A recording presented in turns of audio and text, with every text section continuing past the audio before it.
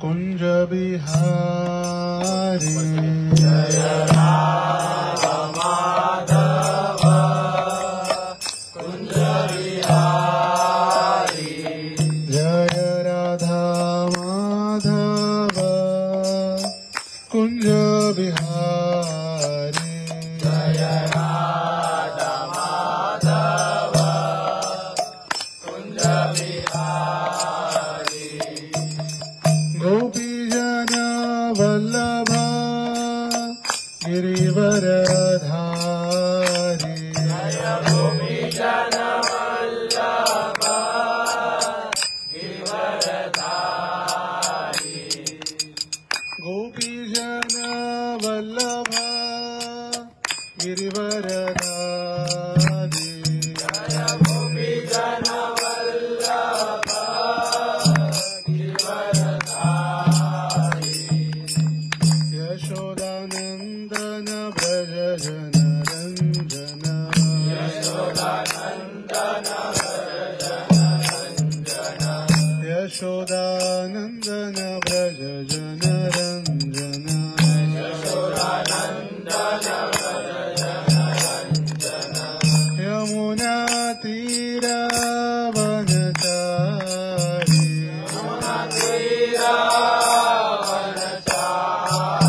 यमुना तीरावनचारी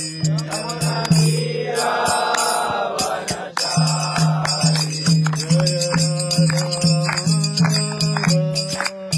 कुंज बिहारी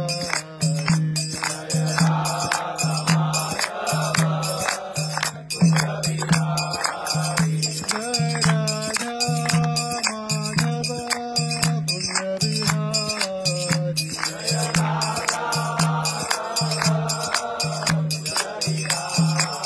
हरे कृष्ण कृष्ण कृष्ण हरे हरे हरे राम राम राम हरे हरे हरे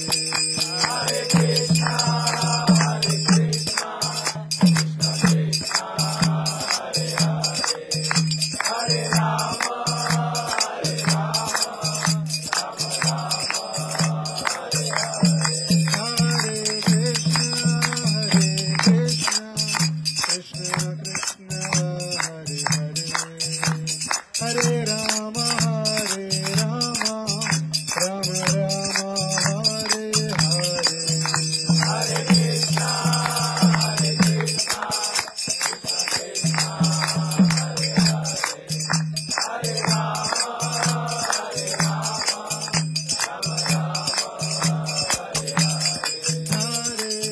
हरे कृष्ण कृष्ण कृष्ण हरे हरे हरे राम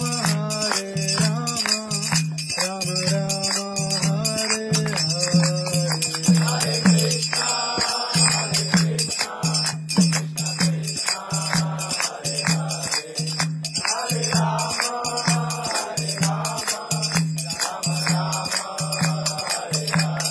जय राधा माधव राधा माधव राधे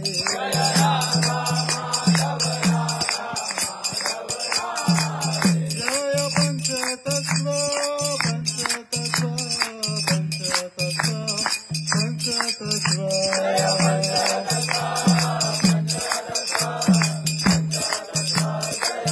जय जगन्नाथ बलदेव जय सुभद्रा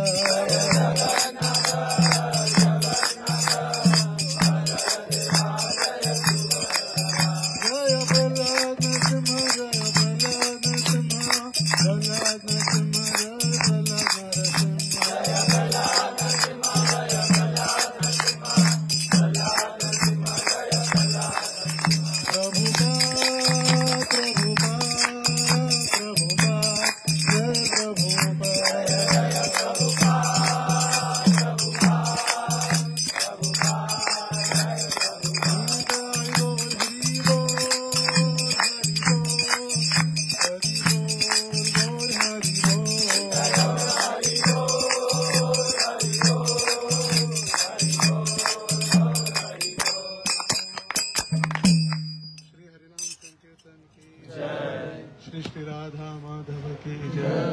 श्री श्री गौर निताय की जय, श्री प्रभुपाद की जय, समवेत गौर भक्त वृंद की जय, निताय गौर प्रेमानंदे। ओम अज्ञानतिमिरान्धस्य ज्ञानाञ्जनशलाकया चक्षुरुन्मीलितं येन तस्मै श्री गुरवे नमः। नमो विष्णुपादाय कृष्णप्रेष्ठाय भूतले श्रीमते भक्तिवेदांत स्वामिनिधि नामिने। नमस्ते सारस्वती देवे गौरवाणी प्रचारिणे निर्विशेष शून्यवादी पाश्चात्य देशतारिणे। जय श्री कृष्ण चैतन्य प्रभु नित्यानंद श्री अद्वैत गदाधर श्रीवासादि गौर भक्तवृंद। हरे कृष्णा कृष्णा कृष्णा हरे हरे, हरे राम राम राम हरे हरे। हरे कृष्ण।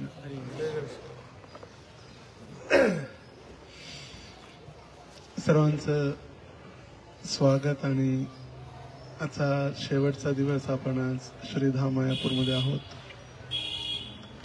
गेल्या सोमवारपासून सोमवार, मंगळवार, बुधवार आणि आज गुरुवार 4 दिवस आपण श्रीधाम मायापूर चैतन्य महाप्रभूंची लीलास्थली श्री गौर मंडल भूमी के जाने चिंतामणी।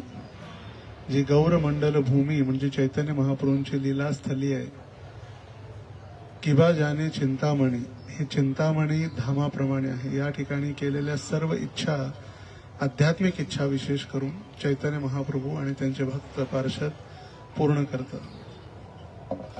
तर गौर मंडल भूमी म्हणजे फक्त मायापूर किंवा नवद्वीपच नाही, तर गौर मंडल भूमी म्हणजे चैतन्य महाप्रभू आणि त्यांच्या पार्षदांच्या सर्वच लीलास्थली, ज्या बंगालमध्ये सुद्धा आहेत आणि त्याचबरोबर बांगलादेशमध्ये सुद्धा आहेत। कारण बंगाल, इंदिरा गांधींनी बंगालचे 2 भाग होण्या अगोदर हा बंगाल एकच होता, आणि नंतर इंदिरा गांधींनी जेव्हा दुभागणी झाली त्यावेळी पश्चिम बंगाल आणि पूर्व बंगाल बांगलादेश झाला। आणि त्या ठिकाणी देखील वेगवेगळ्या लीलास्थली जसं खेतुरी आणि वेगवेगळ्या आचार्यांचे जन्मस्थान हरिदास ठाकूर, बुडणगाव, हे सगळे ते बांगलादेशमध्ये गेले आणि आपण आता पश्चिम बंगालमध्ये, वेस्ट बेंगॉलमध्ये आहोत। पण आध्यात्मिकरित्या जर आपण कोणत्या धामाला एका विशिष्ट देश किंवा प्रदेश किंवा राज्य किंवा जिल्ह्याचा जर भाग समजलं तर तो एक धाम अपराध आहे। धाम अपराध वेगवेगळ्या प्रकारचे 10 धाम अपराध आहेत। त्यापैकी एक धाम अपराध आहे की जे धाम आहे त्या विशिष्ट धामाला एका प्रदेशाचा किंवा एका राज्याचा भाग समजला।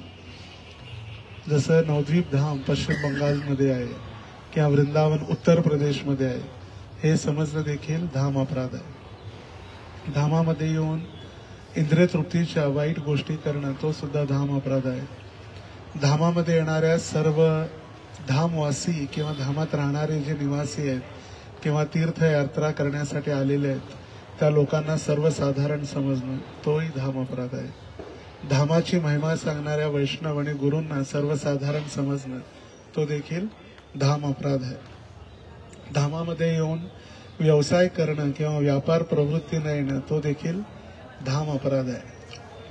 तर म्हणून अशा धाम अपराधांपासून स्वतःला वाचवून जर आपण धामामध्ये भगवंतांची भक्ती आणि भगवंतांचं नामस्मरण, भगवंतांचं कीर्तन, भगवंतांचा योग्य असं जर भक्तीचं वातावरण ठेवून जर आपण भक्ती केली तर निश्चित आपली भक्तीमध्ये प्रगती होऊ शकते। जसं गुरु महाराज सकाळी सांगत होते, वृंदावन आणि मायापूर देखील अभिन्न आहे आणि हे धाम अपराधामध्ये येतं। जो व्यक्ती म्हणेल वृंदावन आणि मायापूर वेगळा आहे तर तो देखील धाम अपराध आहे। कारण वृंदावन आणि मायापूर दोन्ही एकच आहे, काही त्याच्यामध्ये अभिन्नता नाहीये। श्री कृष्ण चैतन्य, राधा कृष्ण नाही अन्य। तर राधा आणि कृष्ण जे 2 आहेत ते एकत्रित झाल्यानंतर ते बनतात चैतन्य महाप्रभू, आणि ते चैतन्य महाप्रभू या ठिकाणी अवतरित झाले म्हणजेच योगपीठ जे आहे ते काय वृंदावन, चांदकाजीची समाधी आहे मथुरा आणि राजापूर आहे जगन्नाथपुरी। तर पहिल्या दिवशी आपण सगळ्यात पहिलं जे दर्शन केलं ते होतं योगपीठ, चैतन्य महाप्रभूंचं जन्मस्थान। तर त्या काळी बऱ्याच लोकांना वाटायचं की चैतन्य महाप्रभूंचं जे जन्मस्थान आहे ते आज आपण जे नवद्वीप शहरमध्ये गेलात सर्वजण ते चैतन्य महाप्रभूंचं जन्मस्थान आहे. आणि कित्येक लोकांना वाटायचं की इथं आहे, काही लोकांना वाटत तिथं आहे. कारण जास्तीत जास्त लोकांना वाटायचं तिथंच आहे, कारण का ते नवद्वीप शहर आहे आणि तेच नवद्वीप धाम देखील आहे. आणि त्या ठिकाणी चैतन्य महाप्रभूंचा जन्म झाला अशी बऱ्याच लोकांची समज किंवा बऱ्याच लोकांचा प्रचार होता. आणि म्हणून जसं आपण चर्चा केली, एक दिवशी काल आपण भक्तिविनोद ठाकूरांच्या घरी जाऊन आला, त्यांची खोली बघितली वरती. त्यांची आणि भक्ती सिद्धांत सरस्वती ठाकूरांच्या 2 खोल्या आहेत, बेडरूम दोन्ही चिटकून आहेत. आणि दोघांच्या बेडरूम मधून ती एकच गॅलरी आहे जालंगी नदीमध्ये जो दरवाजा उघडतो नदीजवळ. तर तिथून त्यांनी पाहिलं की दूर अंतरावरती नदीच्या या ठिकाणी म्हणजे आता जिथं योगपीठ आहे तिथं चैतन्य महाप्रभूंची आरती चाललेली आहे. आणि ब्रह्माजी, शिवजी, शुकदेव गोस्वामी हे सगळे थांबलेले आहेत, आरतीमध्ये भाग घेऊ लागलेले आहेत. जसं आपण गातो ना की बा शिव शुक नारद प्रेमे गदागद, शिवजी, ब्रह्माजी, नारदजी सगळे आहेत. आणि मग त्यांनी विचारलं आपल्या सेक्रेटरीला की तुम्हाला कोणी दिसतंय का? म्हटले नाही. मग त्यावेळी त्यांनी भक्ती सिद्धांत सरस्वती ठाकूरांना विचारलं तुला दिसतंय का? म्हटले हो मला दिसतंय. आणि सगळ्यात पहिला ते तिथं आले चेक करण्यासाठी. असं नाही की मला वाटलं म्हणून मी स्टॅम्प लावला, नाही. वैष्णव संप्रदायामध्ये जे काही आपण निर्णय घेतो गुरु, साधू आणि शास्त्र या तिन्ही संमत असले तरच ते शास्त्र संमत किंवा प्रमाणित म्हटलं जातं. गुरु, साधू आणि शास्त्र. साधू म्हणजे सगळे भक्त, भक्त पण तेच म्हणत आहेत, गुरु पण तेच म्हणत आहेत आणि शास्त्र सुद्धा तेच म्हणत आहेत, म्हणजे ते व्हॅलिडेट आहे किंवा अधिकृत आहे. जर गुरु आणि साधू एक म्हणत असतील पण भक्त जर वेगळं म्हणत असतील तर मग नाही त्याला व्हॅल्यू. जर साधू आणि शास्त्र एक म्हणत असतील आणि जर गुरु वेगळं म्हणत असतील तरी पण नाही चालत. पण गुरु, साधू आणि शास्त्र या तिन्ही गोष्टी तिघ जर एक म्हणत असतील तर मग ते व्हॅलिडेट आहे किंवा अधिकृत आहे. मग ते अधिकृत करण्यासाठी त्या काळाचे जगन्नाथदास बाबाजी ज्यांच्या समाधीचं आपण दर्शन घेतलं आणि भजन कुटीरचं देखील दर्शन घेतलं. जी कदंब वृक्षाच्या झाडाखाली आहे ती आहे भजन कुटीर. आणि आत मंदिरामध्ये जिथं त्यांचे विग्रह आहेत ते आहे समाधी. सर्वांनी दर्शन घेतलं व्यवस्थित. या कदंबाच्या झाडाखाली ते बसून भजन करायचे आणि त्यांची आयु 130 वर्ष होती. किती? 130. आणि प्राय त्यांच्या डोळ्याने दिसत सुद्धा नव्हतं. पापण्या सुद्धा उचलणं कठीण व्हायचं त्यांना स्वतः. तर दुसरं कोणीतरी पापण्या असं उचलून धरल्यानंतर ते बघायचे, एवढं वय झालेलं होतं. आणि त्यावेळी त्यांना त्यांचा जो बिहारी नामक एक सर्वंट होता, तो सर्वंट हातामध्ये जे कावड असते, कावड, त्या कावडमध्ये घेऊन जायचा. एका जे 2 तराजू सारखे असेल त्याच्यामध्ये ठेवून त्यांना सगळीकडे यात्रेसाठी वगैरे जायचे. तर त्यावेळी भक्तिविनोद ठाकूर रिसेंटलीच ओरिसामधून नादिया किंवा कृष्णनगर डिस्ट्रिक्टमध्ये बदली झालेली त्यांची. आणि त्यावेळी त्यांच्या दरवाजापर्यंत ट्रेन वगैरे आपण पाहिली असेल. तर त्यांनी विचार केला की अधिकृत करण्यासाठी वैष्णव सार्वभौम, वैष्णवांमध्ये सर्वश्रेष्ठ जर कोणी असतील तर त्या काळी जगन्नाथदास बाबाजी होते.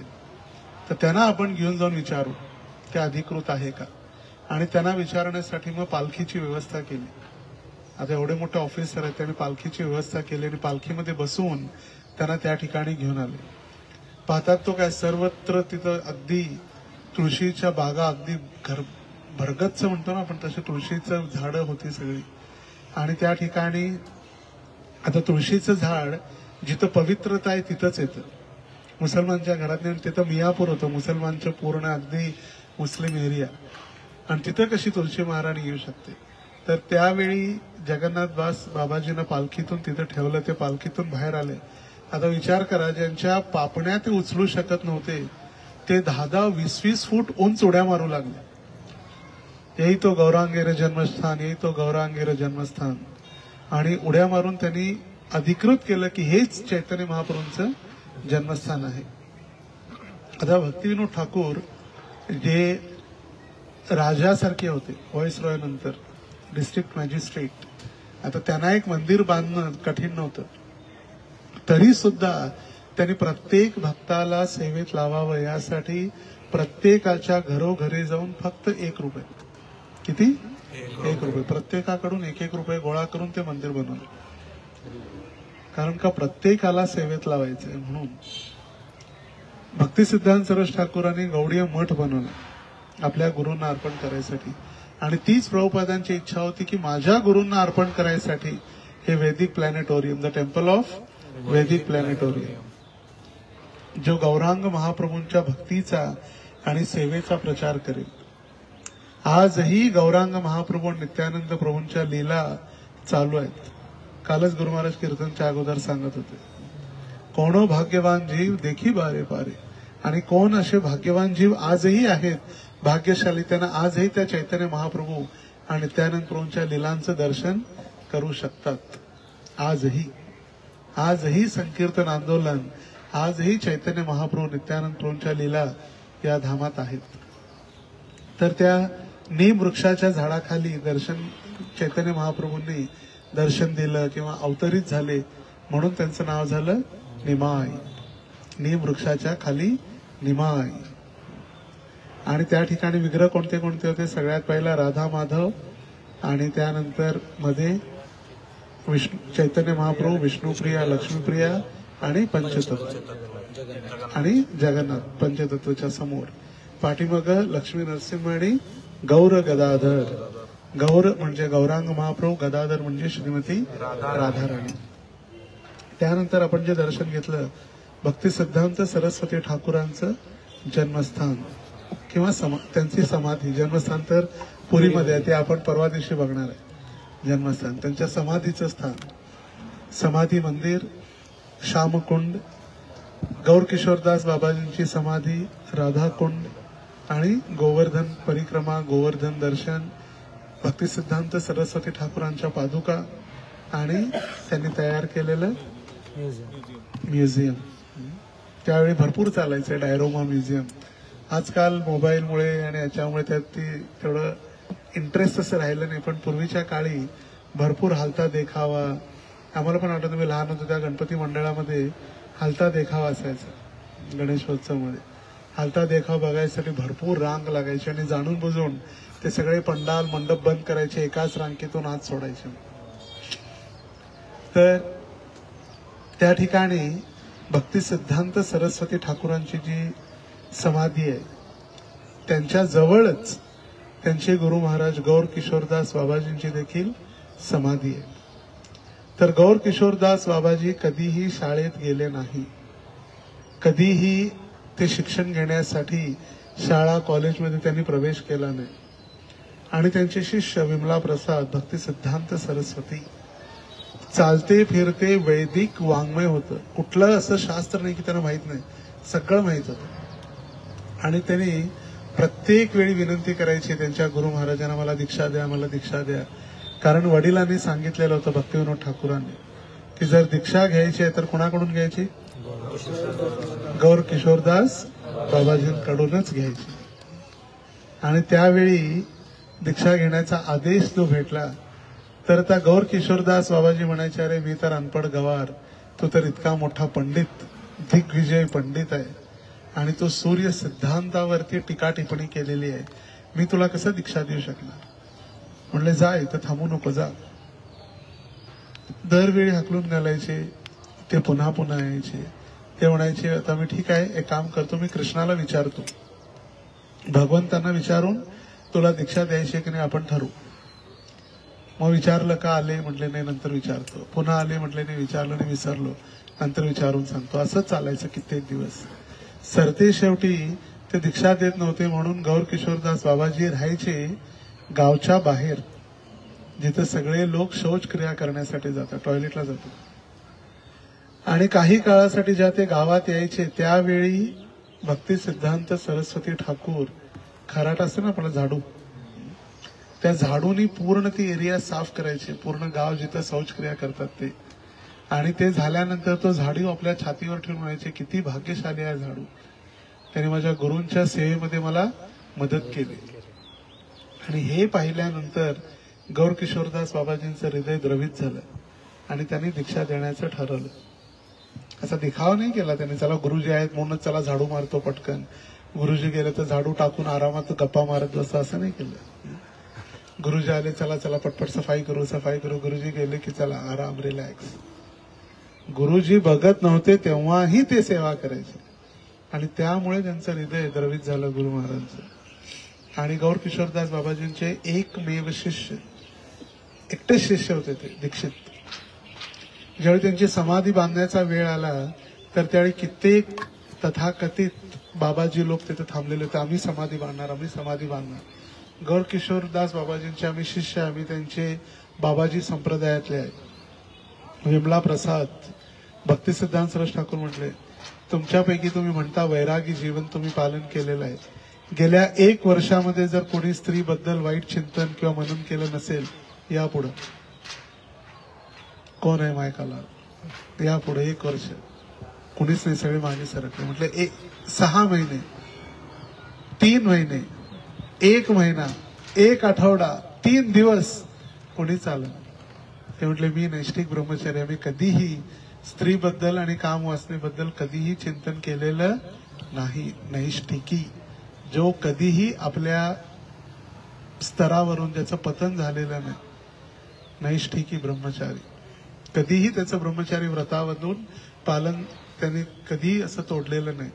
कायेन मनसा वाचा सर्व अवस्थां तु सर्वदा सर्वत्र मैथुनम त्यागो ब्रह्मचर्य प्रचक्षते. आपल्याला वाटतं आम्ही पण ब्रह्मचारीच आहे प्रभूजी, आम्ही पण कुठं लग्न झालं, आमचं पण ब्रह्मचारीच आहे की आम्ही घरी राहणार आहे.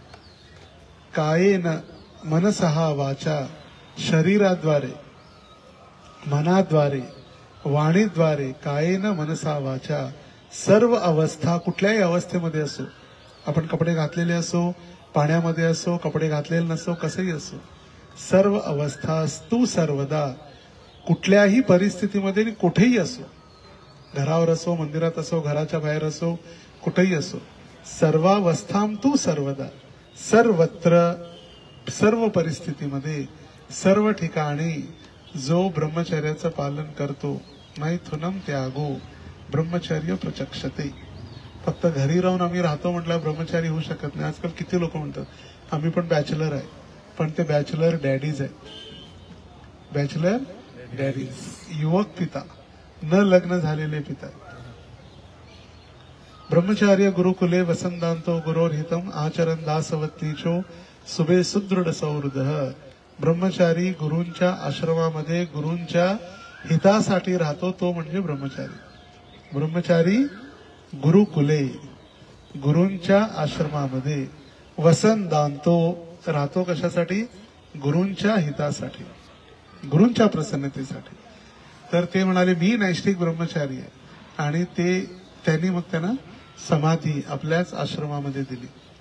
बाकीचे विचार करत होते जर आपण त्यांना समाधी दिली गौर किशोरदास बाबाजींना तर काय होईल, सगळे दर्शनासाठी येतील, दक्षिणा टाकतील आणि आमचा गल्ला वाढत जाईल. पण सगळ्यांचा प्लॅन फेल झाला. भक्ती सिद्धांत सरस ठाकूरांनी त्यांना तिथं समाधी दिली. त्यानंतर जे आपण दर्शन घेतलं ते होतं श्रीवास अंगण.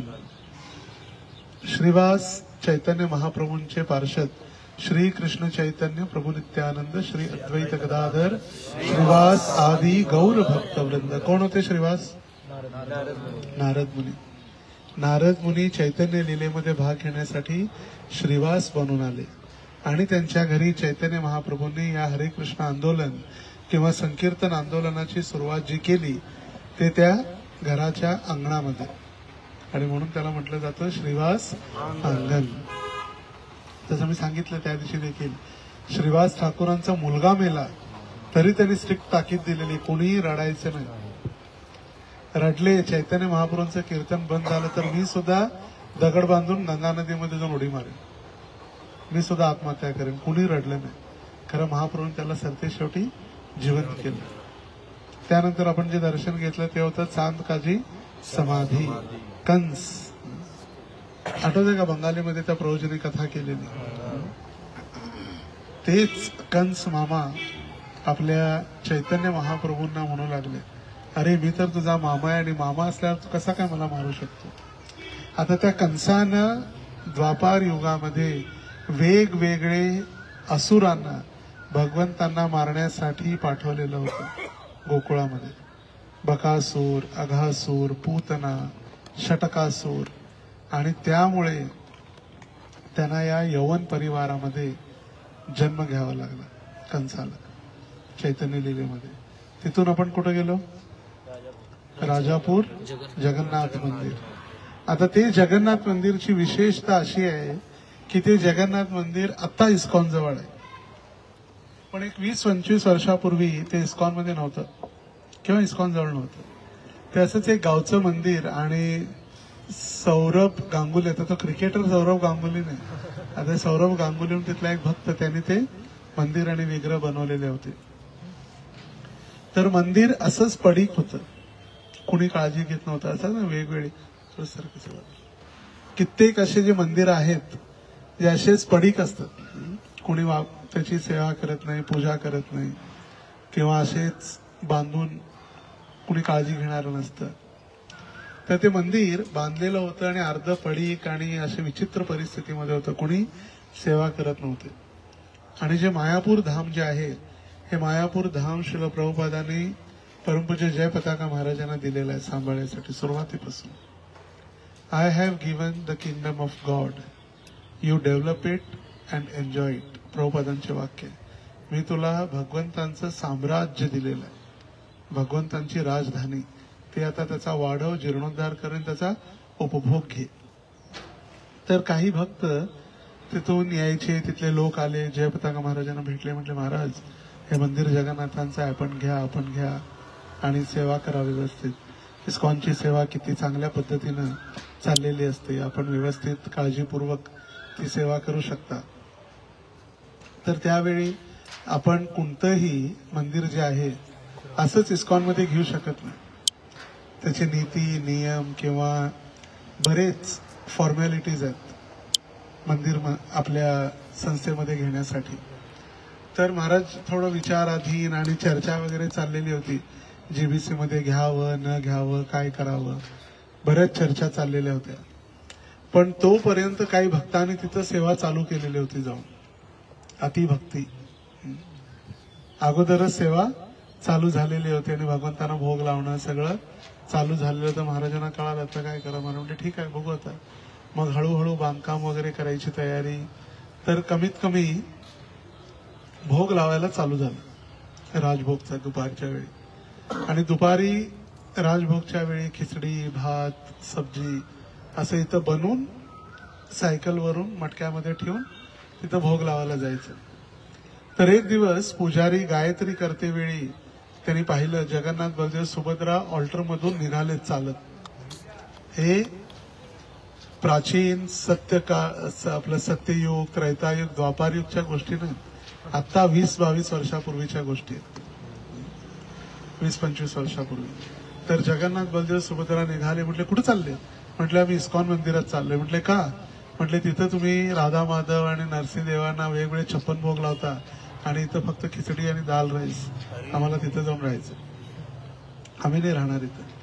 मग महाराजांना कळालं. महाराज म्हटले नाही आपण तिथंच व्यवस्था करू 56 भोगची, जे इथं बनते तेच तिथं स्टँडर्ड तेच आहे. तर मग तेव्हापासून ड्रेस सेम, भोग सगळे, व्यंजन सगळे सेम झाले. मग एक दिवस मंदिर पूर्ण बांधकाम पण झालं नव्हतं, अर्धवट पडलेलं होतं. त्यावेळी एक पुजारी भोग लावत होता भगवंतांना दुपारी. राजभोग लावता लावता त्याच्या लक्षात आलं की तो तुळसच आणली नव्हती त्याने. आता आपण एक तुलसी आरती जी दररोज एक म्हणतो ती एक आहे, आणखी एक तुलसी आरती एक आहे, नमो रे नमो मैया नमो महाराणी, बिना तुलसी प्रभू एक न माने. तुळशीच्या पाना विना 56 भोग जरी असले तरी भगवंत एकही भोग स्वीकार करत नाही, कारण का भगवंतांची अर्धांगिनी आणि ती तुलसी महाराणी भगवंतांची पत्नी आहे. नमो रे नमो मैया नमो महाराणी. तर आता तुलसीच नाही तर काय करणार, त्याला फार असं दुःख वाटू लागलं. तर तुलसीने भगवंतांना मी भोग लावणार, भगवंत स्वीकार करणार का? आता मी जर इथून भोग लावता लावता जर उठून गेलो तर कुत्री मांजरं येऊन तो भोग अपवित्र करणार, कारण का दरवाजा नाही पडलेलं मंदिर, आता कसं करू? मग त्याला चिंता वाटू लागली. तरी म्हटलं तरी ठीक आहे, भगवंताला क्षमा मागितली, भोग लावला. आणि तो भोग लावायची पद्धती अशा वाट्यामध्ये नाही लावत, सगळ्यात मोठा भात मध्ये असा गोल ठेवतात, डोंगर पर्वत सारखा, आणि भाज्या सगळ्या बाजूला आणि स्वीट वगैरे असं ठेवलं जातं. तर तसा त्यांनी भोग प्लेट वगैरे तयार केली आणि भोग प्लेट तयार करून भगवंतांच्या समोर ठेवली आणि गायत्री करत होता. आणि गायत्री झाल्यानंतर त्यांनी पाहिलं तर त्या राईसच्या पर्वतामधून तुळशीचं झाड तयार झालेलं. तुळशीचं झाड तिथून तयार झालेलं होतं. तर ते जगन्नाथ आहेत, आजचे जगन्नाथ. आजही आपल्या भक्तांसोबत ते लीला करते. एक व्यक्ती होता त्या ठिकाणी राहणारा, आपण पाहिलं असेल तिथंच मदरसा पण आहे मंदिरला चिटकून. मंदिरच्या मागे आसपास बरेच मुस्लिम लोक आहेत. तर एकदा जगन्नाथ रथयात्रा चाललेली होती. या भक्ती सिद्धांत रोड म्हणतात त्याला.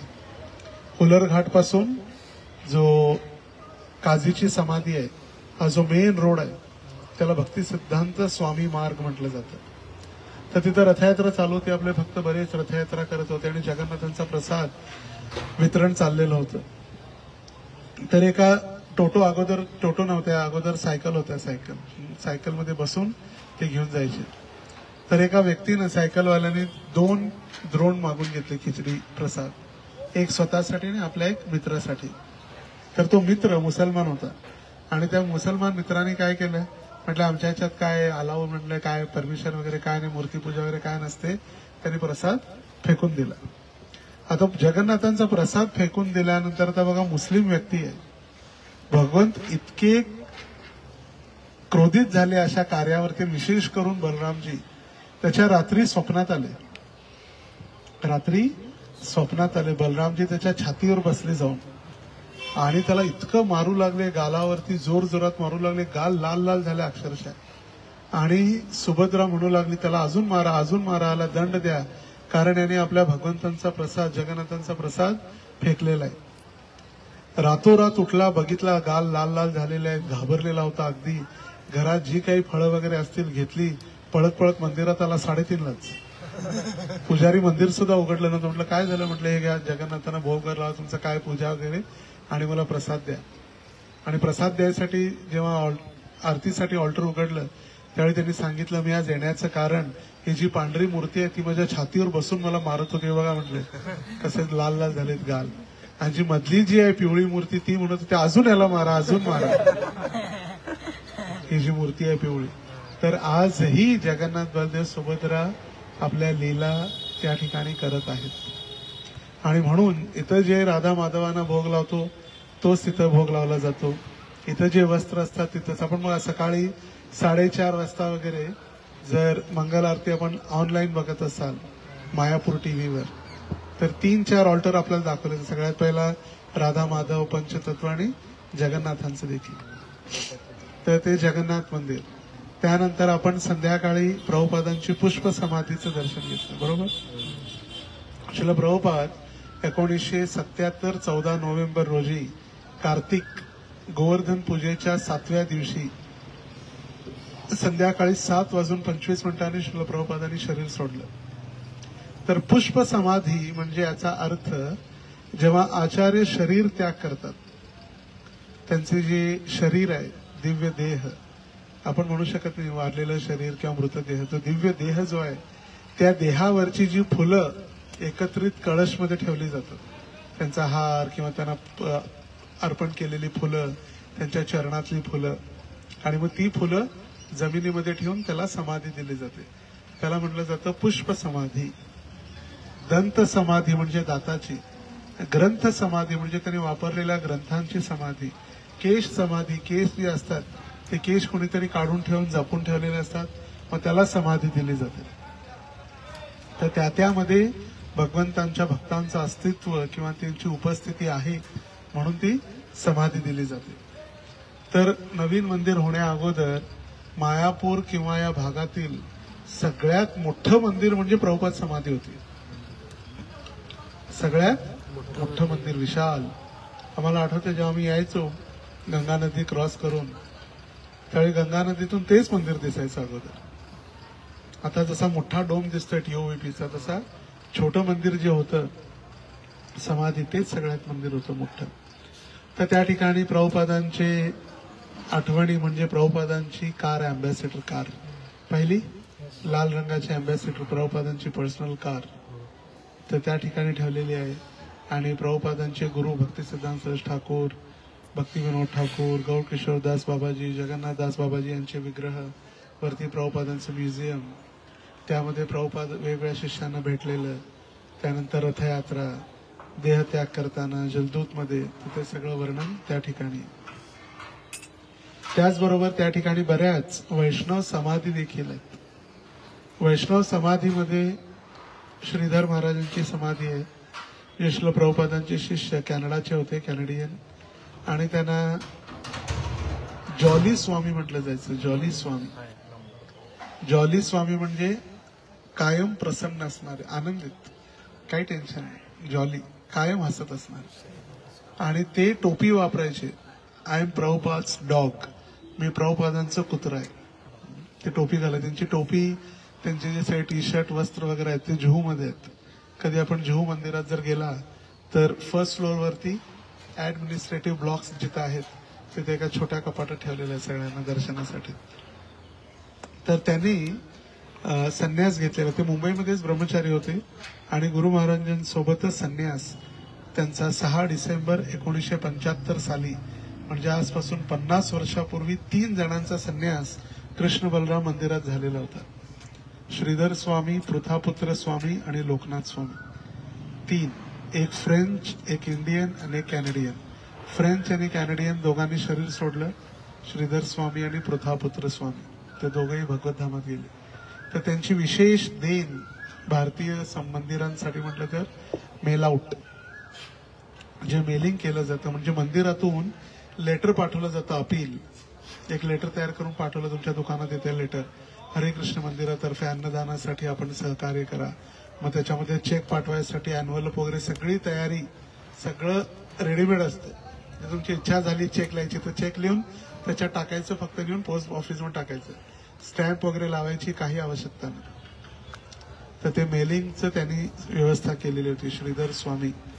आणि 2004 मध्ये पंचतत्वाचा अभिषेक झाल्यानंतर ते स्वतः ऑल्टरमध्ये इतके आजारी होते तरी सुद्धा त्या ऑल्टरमध्ये चढून त्याने अभिषेक केला आणि त्याच्यानंतर 3-4 दिवसांनी त्यांनी देहत्याग केला. आणखी एक समाधी आहे तमाल कृष्ण महाराजांची, TKG, प्रभुपादांचे सेक्रेटरी, विशिष्ट सचिव, सुरुवातीपासून शेवटपर्यंत, तमाल कृष्ण गोस्वामी. मायापूर GBC मीटिंग झाल्यानंतर कलकत्त्याला जात असतेवेळी पहाटेच्या वेळी शांतीपूर जवळ कार ऍक्सिडेंटमध्ये त्यांनी देहत्याग केला. ड्रायव्हर झोपला आणि कार झाडाला जाऊन आदळली. तर त्यावेळी देखील तमाल कृष्ण महाराजांची या ठिकाणी समाधी बनवण्यात आली. तर तमाल कृष्ण महाराज श्रील प्रभुपादांना भेटलेले होते एका नेकेड फेस्टिवलमध्ये. नेकेड फेस्टिवल म्हणजे काय? नागड्या उघड्यांचा उत्सव. सगळे तिथे नागडे डान्स करायसाठी आले आणि प्रभुपादांचं प्रवचन ठेवलं त्यांच्या शिष्यांनी. प्रभुपाद म्हणले, कुठं आणलंय आम्हाला? सगळेच नागडे, मुलं मुली सगळे नागडे डान्स करतात आणि तिथं प्रचारासाठी प्रभुपादांना घेऊन गेलेले होते.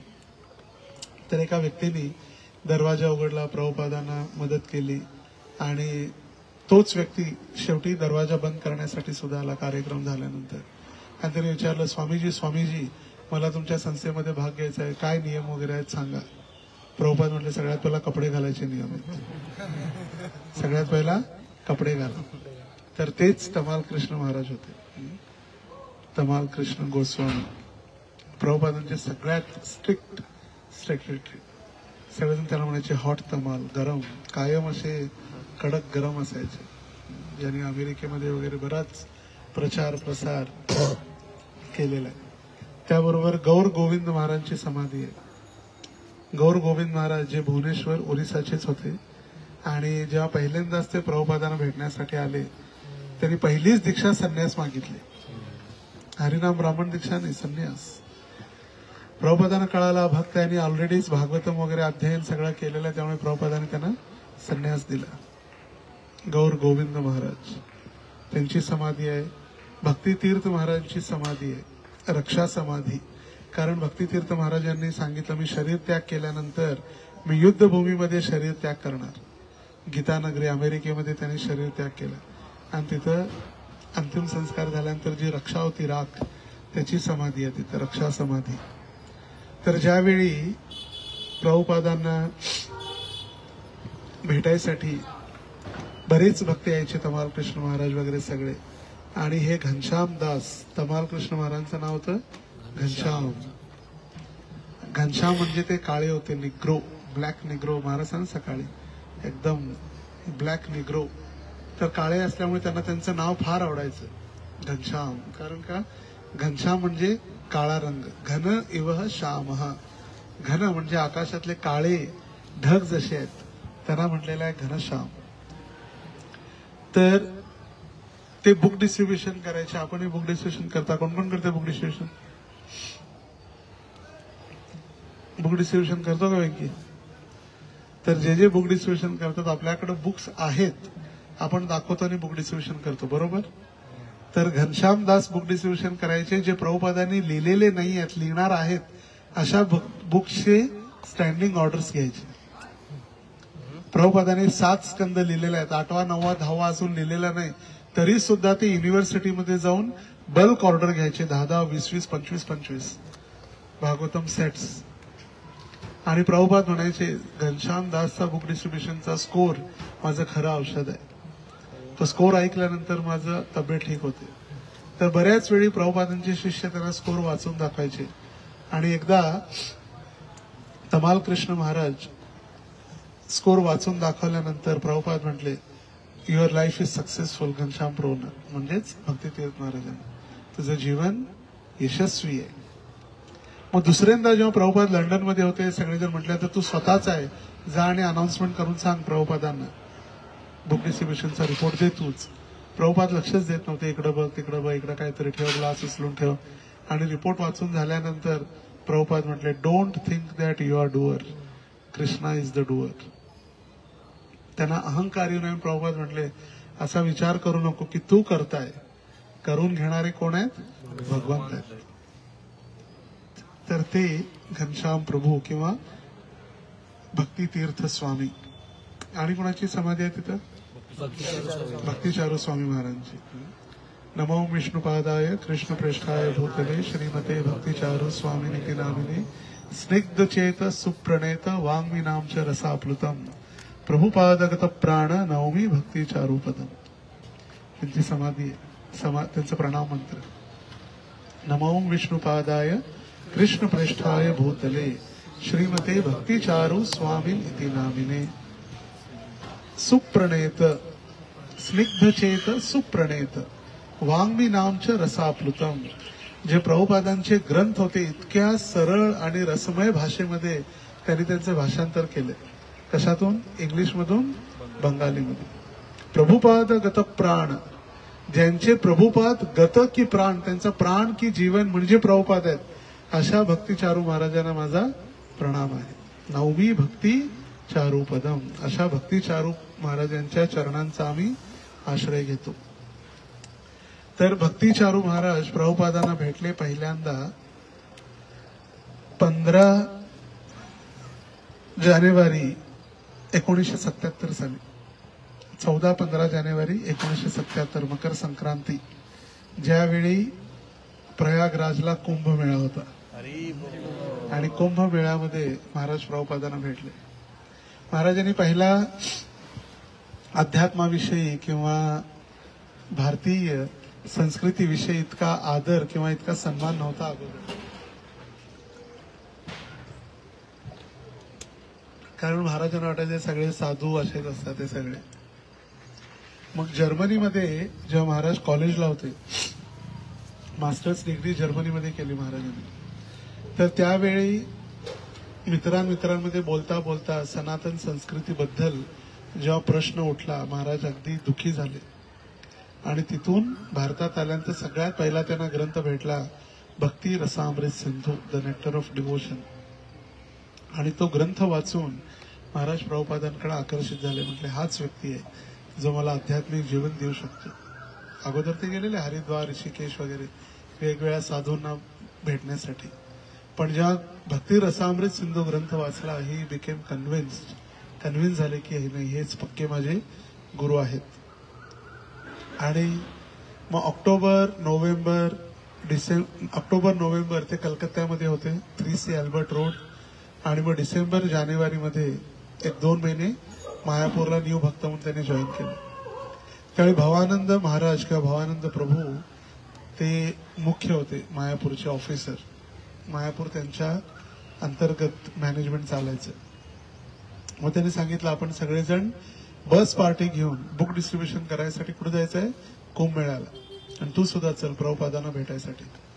तर घेऊन गेले प्रभुपादांना भेटायसाठी. पहिल्या दिवशी प्रभुपादांना भेटणार म्हटल्यानंतर आत जाणार होते भवानंद महाराज आणि सगळे मोठे मोठे संन्यासी जात होते आत.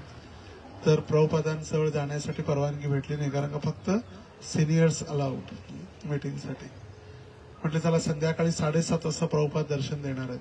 आणि बुक डिस्ट्रीब्युशन करता करता विसरूनच गेले कधी 7:30 वाजले. 7:30 वाजून गेले, आले टेंटवर, बघतात तर काय सगळं हाऊसफुल आहे, प्रभुपाद आत बसलेत, दर्शनसाठी पण जागा नाही. म्हटलं माझं दुर्भाग्य आहे की प्रभुपाद भेटलेच नाही. मग रिटर्न जाताना ज्यावेळी भवानंद महाराजांनी सांगितलं की आता आपण रिटर्न प्रभुपाद ट्रेनने जाणार आहेत, आणि ट्रेनने जाताना आम्ही एक कंपार्टमेंट पूर्ण एक बोगी बुक केलेली आहे भक्तांसाठी, आणि प्रभुपाद त्या बोगीमधून जाणार आहेत. आणि भक्तिचारू महाराजांना सांगितलं तुला पण जायचंय त्या बोगीमधून प्रभुपादांसोबत. फार प्रसन्न झाले. रात्री मध्यस्थी ठेवून गाईला भगवंतांच्या समोर आणून त्यांनी प्रार्थना केली, सुरभी गाय. त्या सुरभी गायीवरून ते तिथं गायीचं दर्शन घेतलं आपण, आणि त्याच ठिकाणी जानू मुनीने देखील तपस्या केलेली होती. जानू मुनीने तपस्या केलेली होती.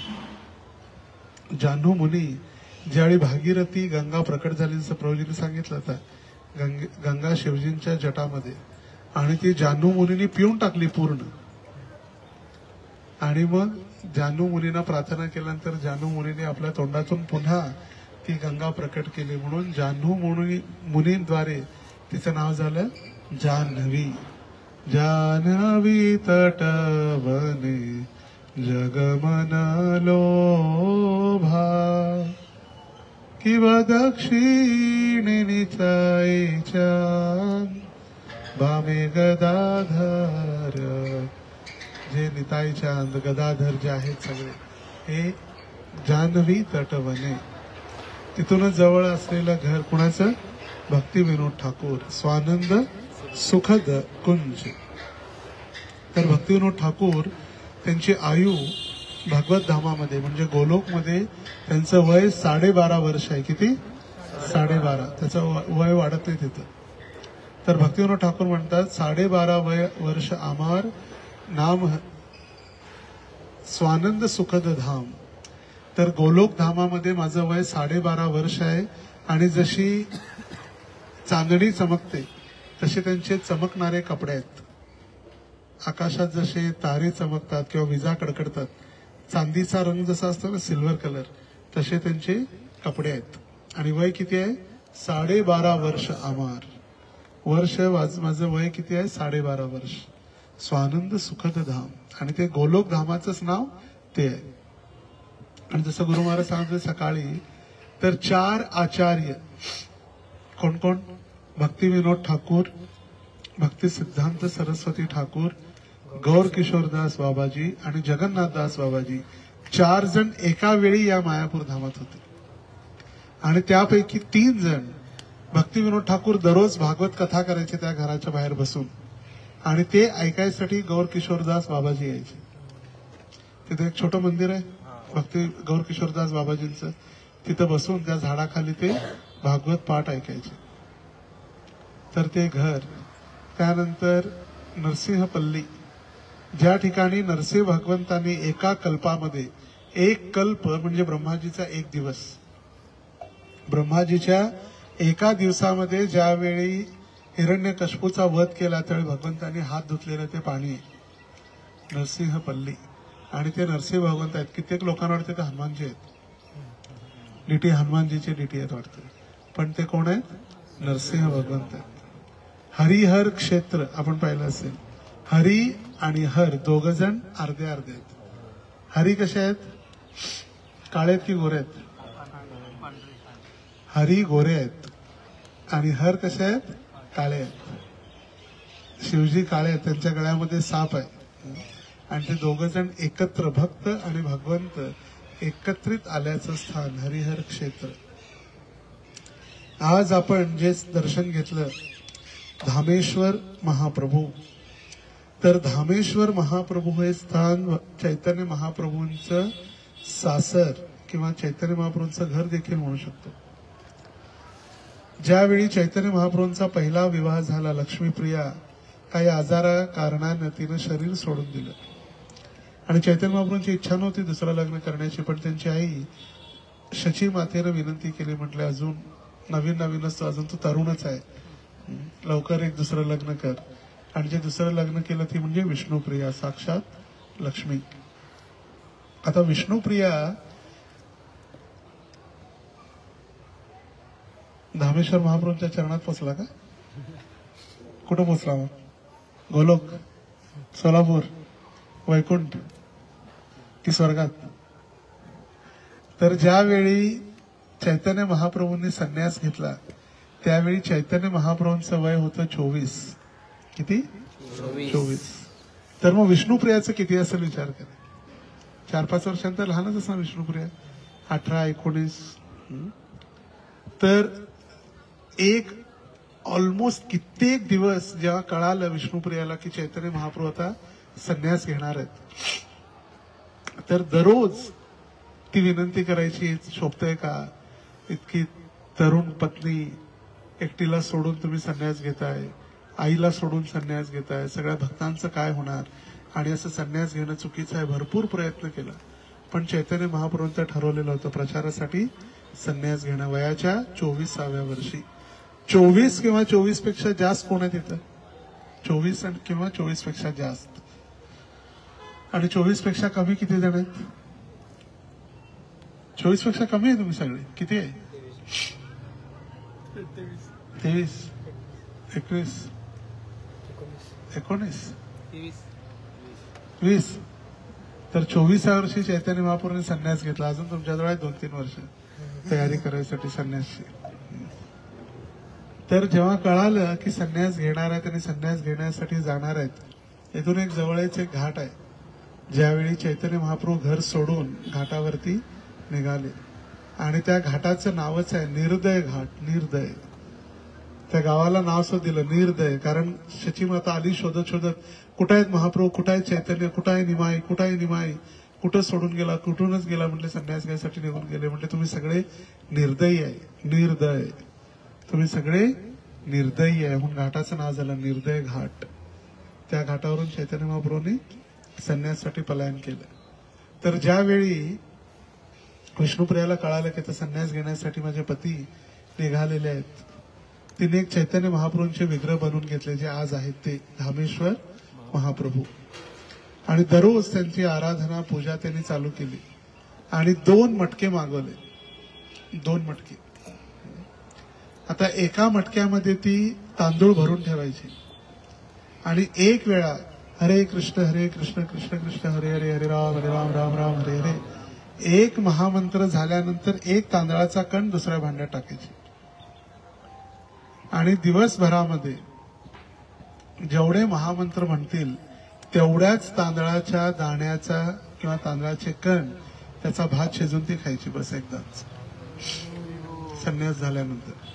चैतन्य महाप्रभू असं नाही की पती गेले, चला पत्नी आनंदी झाली, सगळे बॉन्ड पेपर नावावर करून घेतली, प्रॉपर्टी, लगेच नवरा दुसरा शोधला, बॉयफ्रेंडला बोलवला, आज अभी क्लिअर आहे रास्ता.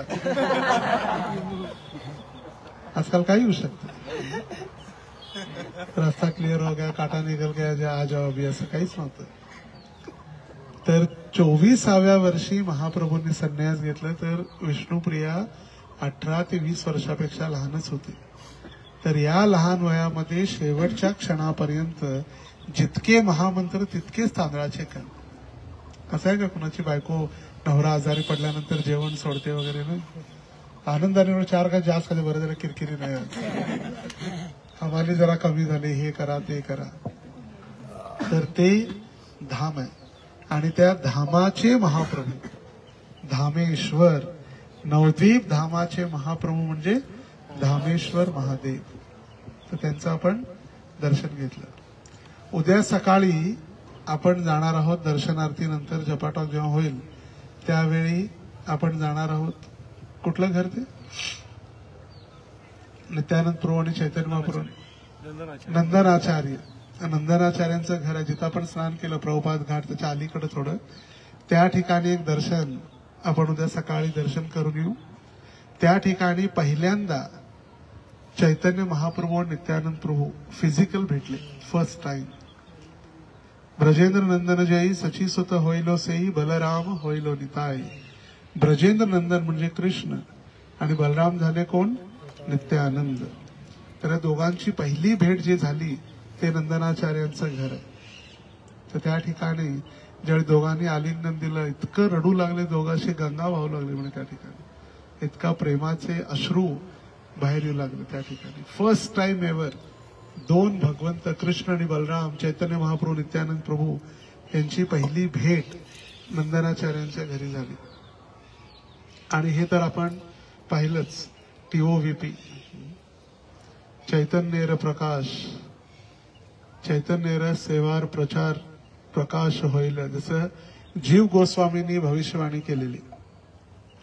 जीव गोस्वामींना नित्यानंद प्रभूंनी परिक्रमेला घेऊन गेलेले आणि त्यावेळी भविष्यवाणी केलेली की असं एक अद्भुत मंदिर होईल प्रकाश, अद्भुत मंदिर असं तयार होईल आणि त्याच्याद्वारे संपूर्ण जगभर चैतन्य महाप्रभूंच्या सेवेचा प्रचार होईल.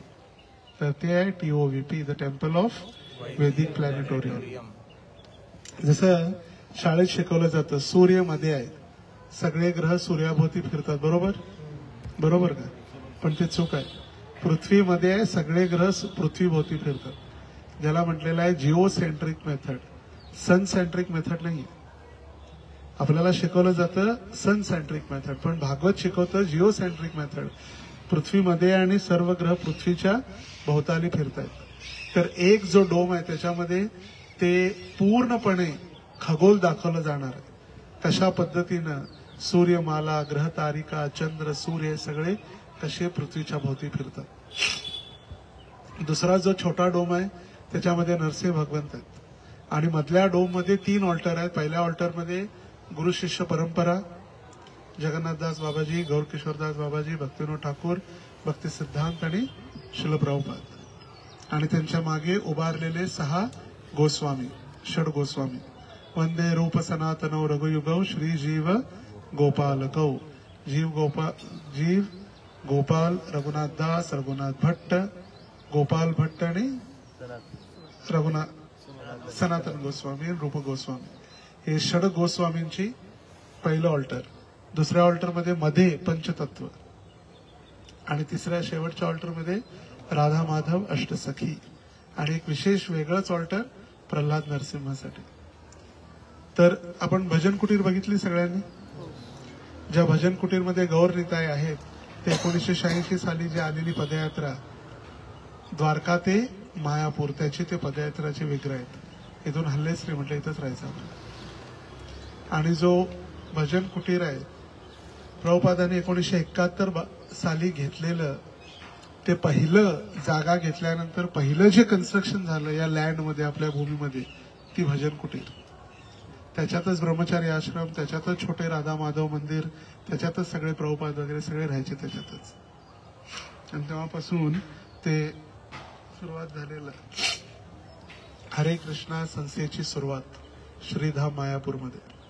आणि आज संपूर्ण जगाचं हेड ऑफिस किंवा वर्ल्ड हेडक्वार्टर्स ज्याला म्हटलं जातं ते मायापूर धाम आहे.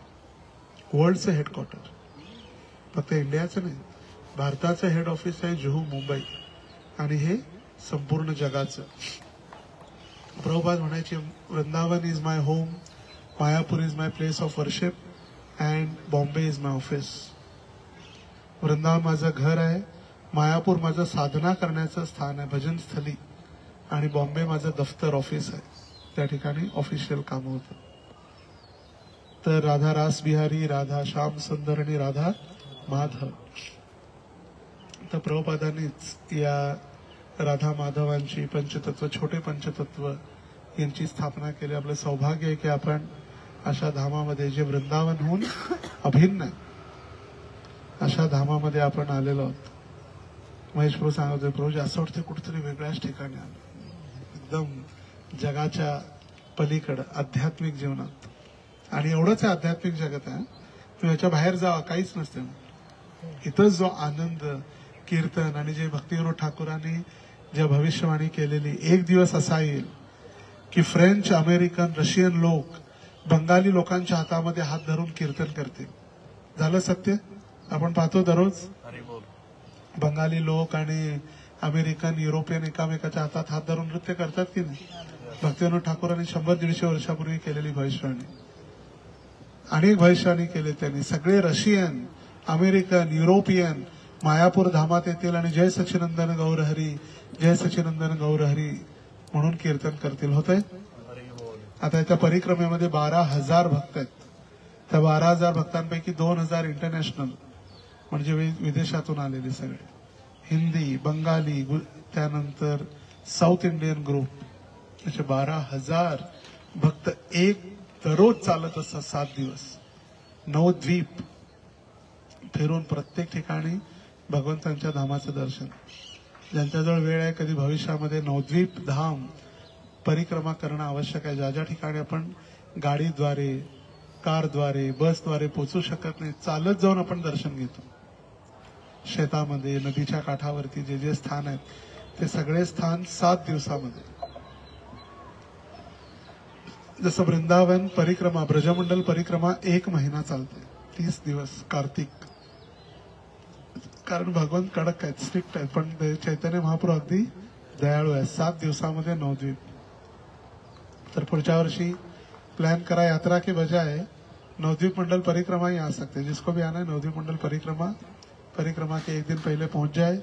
यहाँ पर पूरी रहने की व्यवस्था. दूसरे दिन अपना अपना बैग लेके गाड़ी में रखो, चलो पूरा परिक्रमा. एक दिन, दूसरे दिन, तीसरे दिन ऐसे संकल्प करके 9 द्वीपों की यात्रा या चलते हुए परिक्रमा. कोई मैनेजमेंट नहीं, कोई नहीं, जहाँ मिले स्थान बताए ये टेंट आपका है, वहां रहो. वहां नदी है, स्नान करो. यहाँ टॉयलेट ब्लॉक्स लगे, वहां पर यूज करो. हजारों 12,000 भक्त परिक्रमा करते. तर हे 7 दिवस आहे आणि वृंदावनची 1 महिना आहे, पूर्ण कार्तिक पौर्णिमा ते पौर्णिमा. तर सगळ्यांचं विशेष धन्यवाद. आपण आलात यात्रेसाठी आणि पावन हरिनाम प्रभूंचं विशेष धन्यवाद. ते दरवर्षी या ठिकाणी सर्वांना घेऊन येतात. पण पुढच्या वेळीपासून 1 दिवस, 1 वर्ष मायापूर, जगन्नाथपुरी, 1 वर्ष अयोध्या, काशी, वाराणसी आणि 1 वर्ष साऊथ इंडिया, असं प्रत्येक 3 वर्षांनी मायापूरचा नंबरला गेलो होता. कारण तो गेल्या 5 वर्षापासून दरवर्षी मायापूरला येतोय आपण. त्यामुळे सगळ्या अप्रोजी झालं मायापूर, प्रोजी आमचं झालं मायापूर. आता नेक्स्ट पुढच्या वेळी जी यात्रा असेल ती काशी, अयोध्या आणि वाराणसी. काशी, अयोध्या आणि प्रयाग. काशी, वाराणसी एकच आहे. काशी, वाराणसी, बनारस हे सगळे एकच आहे. तर काशी, अयोध्या आणि प्रयागराज. मग नंतरची साऊथ इंडिया, कांचीपुरम, श्रीरंगम आणि कन्याकुमारी, हे 3. आणि सॅटर्डे संडे जे आहे, जो आपला हप्ता एप्रिलमध्ये जेव्हा तुमचा युथ फेस्टिवल होईल, त्यावेळी रजिस्ट्रेशन करून मे किंवा जून महिन्यामध्ये after 7th of June, 16th of June या व्यासपूजाच्या नंतर आपण मग Saturday Sunday 1 day night overnight stay Ahobilam मध्ये करून सॅटर्डे संडे अहोबिलम आणि मग नॉर्थ इंडियाची काशी, अयोध्या, प्रयाग आणि डिसेंबरमध्ये वृंदावन यात्रा. डिसेंबर 4, 5, 6, 7, 8 5 दिवसीय डिसेंबरमध्ये वृंदावन यात्रा आहे. सुट्ट्या सर्वांनी जपून वापरा, सुट्ट्यांचा दुरुपयोग करू नका. कारण 5-6 डिसेंबर 1975 साली प्रभुपादांनी महाराजांना संन्यास दिला, त्याची 50वी वर्षगाठ, गोल्डन जुबली 6 डिसेंबर 2025 रोजी. कोण कोण येणार यात्रेला? 6 डिसेंबरला. ऑफ सीझन आहे दुकानदारांचं, पण डिसेंबर ऑफच आहे. तर सर्वांनी डिसेंबरमध्ये पुन्हा महाराजांचा संन्यास अॅनिव्हर्सरी, कमीत कमी आपण संन्यास दिवशी तरी नव्हतो, पण 50 वर्षानंतर तरी आहे. आणि असा संधी किंवा अशी वेळ पुन्हा येईल की नाही माहित नाही. न भूतो न भविष्यती, असा कधी झाला नाही आणि असा पुन्हा कधी होणार नाही. तर आपल्याला 5000 भक्तांना घेऊन जायचंय.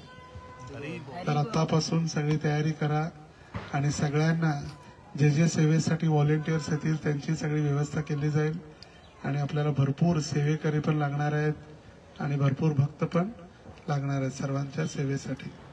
आणि त्या अगोदरचा सगळ्यात पहिला आता जो टप्पा आहे तो मेलकोटे यात्रा आहे.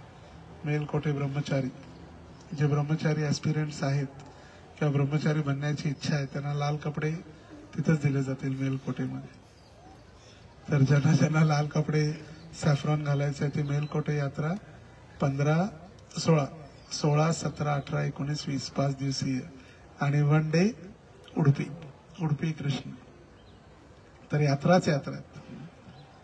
जसं ब्रह्माजी आपल्या ब्रह्मसंहितेच्या प्रार्थनेमध्ये लिहितात, क्षीरम यथा दधी विकार विशेष योगात संजायते नहि तथा पृथगस्ति हेतो यशं भूतामपि तथा समुपैति कार्यात गोविंदमादि पुरुषम तमहं भजामि. जसा शिवरात्रीबद्दल प्रभूजींनी सांगितलं आपल्याला. तर ब्रह्माजींचं शिवजींबद्दल आणि भगवंतांबद्दल एकच उदाहरणाद्वारे ते समजवतात. भगवंत दूध आहेत आणि शिवजी दही आहेत. बस, त्याच्या पलीकडे जास्त डोकं चालवायची गरज नाही. कृष्ण कोण आहेत? दूध. आणि शिवजी कोण आहेत? दही. दह्यापासून दूध बनतं पण दुधापासून दही बनतं पण दह्यापासून दूध बनतंय का? नाही. तर दूध म्हणजे भगवंत आणि दही म्हणजे शिवजी.